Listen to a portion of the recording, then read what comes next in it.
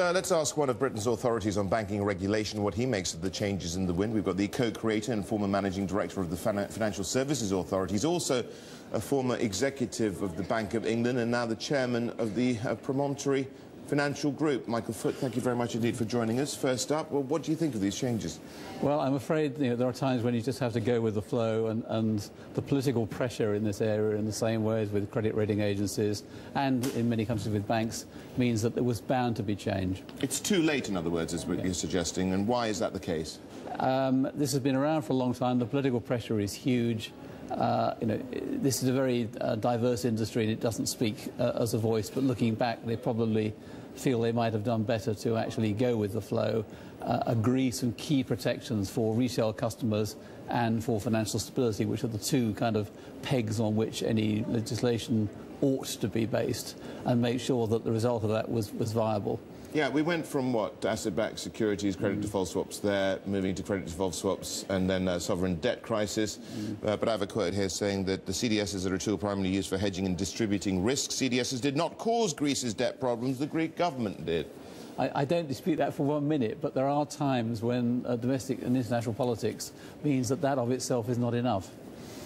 OK, well, is this a knee-jerk, do you think, legislation then? No, it's not knee-jerk. It's continental Europe, particularly in Germany and France. They've wanted to make changes like this for a very long time. Similarly with credit rating agencies, their chance has come and they're now going to take it.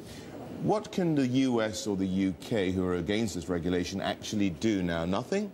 As far as the UK is concerned, probably very little. I think that there is still scope for negotiating at the edges over some of the key issues. For example, the de minimis levels, the reporting levels, things like that. But the arguments have to be made on the basis of this will not cause risk to retail consumers, this will not cause risk to financial stability, for example, to double or triple the de minimis level. That's a viable line of argument for the UK. What about the US, though, I think, because they're arguing that this will keep them away from European investors? Indeed. I mean, it's slightly ironic when American regulators and politicians start talking about unfair extraterritoriality, because the Americans are very good at doing that in their own right. In banking and elsewhere, we've long had a rule that you don't allow a foreign bank to come in, or foreign entity to come into your country unless it observes broadly similar rules. What the US and the EU have now got to do is sit down and work out something to actually make as good a job of this as we can. Is this legislation, the way it's been framed at the moment, we don't know what the final paper is going to look like, seem egregious to you? There is a lot of political unhappiness out there, and for banks, for rating agencies, for hedge funds and the rest of it, they really need to understand that they've got to sort of meet that part way and then work to try and, some of them have done this, try and clear the sort of the mystique around this and show what matters and what doesn't. Right, but if we put that question another way, what will materially change for hedge funds?